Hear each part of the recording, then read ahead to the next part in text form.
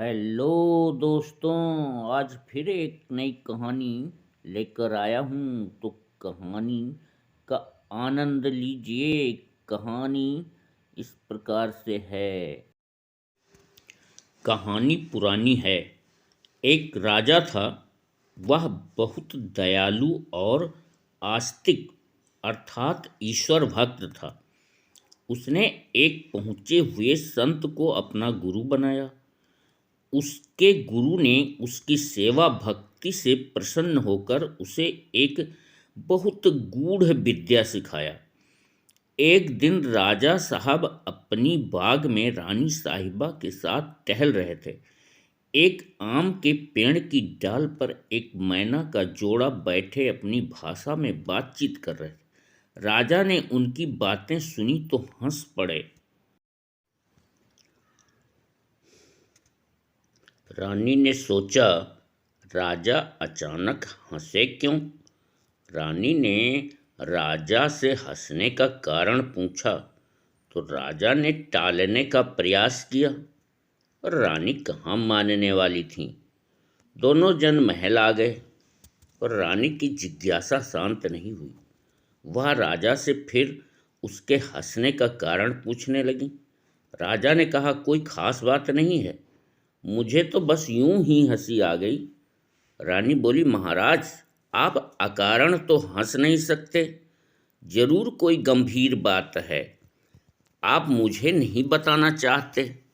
रानी बोली, जब तक आप मुझे यह बात नहीं बताएंगे मैं भोजन नहीं करूंगी और अपने प्राण त्याग दूंगी। अब राजा बहुत बड़े धर्म संकट में पड़ गया। अगले दिन फिर रानी रूठी रही। बहुत मनाया, पर वह जिद पर अड़ी रही। राजा ने कहा, किसी को यदि मैंने यह राज बता दिया तो मेरा प्राण निकल जाएगा। पर रानी जिद पर अड़ी रही। अब राजा परेशान होकर घर छोड़कर चल दिया। रास्ते में एक कुएं के पास देखा, एक बकरा एक बकरी आपस में कुछ बात कर रहे हैं और बार बार कुएं में झांक रहे हैं। असल में राजा को संत ने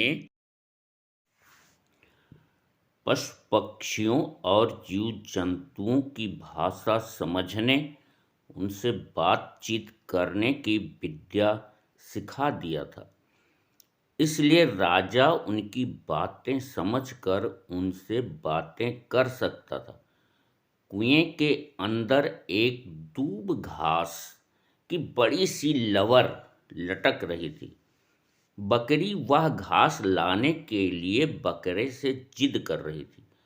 बकरे ने कई बार कुएं पर झुककर घास को मुंह से पकड़ने का प्रयास किया, पर घास थोड़ा नीचे थी, वह पकड़ नहीं पा रहा था। इस पर बकरे ने बकरी को समझाया, घास तक वह नहीं पहुंच पा रहा है, वह यदि और झुकेगा तो कुएं में गिर जाएगा। जंगल में बहुत घास है, वह उसे ही खाकर पेट भर ले। इस पर बकरी ने कहा, तुम मरो या जियो, हमें वही घास चाहिए, नहीं तो तुम्हें छोड़कर दूसरे से शादी कर लूंगी। यह सारा तमाशा राजा पास में ही खड़े होकर देख सुन रहा था। तभी बकरे को गुस्सा आ गया और एक जोरदार ठोकर बकरी को मारी। बकरी कुएं में गिरकर मर गई। राजा ने बकरे से पूछा, उसने ऐसा क्यों किया? बकरे ने उत्तर दिया, महाराज, मेरी पत्नी बहुत जिद्दी थी। मैं बार बार उसे समझा रहा था कि मैं ज़्यादा अंदर झुकूंगा तो कुएं में गिरकर मर जाऊंगा, पर वह कह रही थी, तुम जियो चाहे मरो, मुझे वही घास चाहिए। अब अगर मैं कुएं में गिरकर मर भी जाता तो भी वह घास उसे ना मिलती। मेरी पत्नी जरूर किसी और के साथ चली जाती और मजे करती। इससे मेरा ही नुकसान था, और मरने के बाद भी समाज में मेरी बदनामी होती। अब राजा को बात समझ में आ गई। वह लौट आया और अपनी पत्नी से कहा, मेरे गुरुजी ने एक उपाय बताया है। चलो, मैं हंसने का राज तुम्हें बताता हूँ, लेकिन यह बात गंगा जी में गले बराबर पानी में खड़े होकर ही बताई जा सकती है।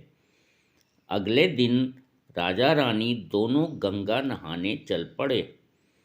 अब राजा तो तैरना भी जानता था।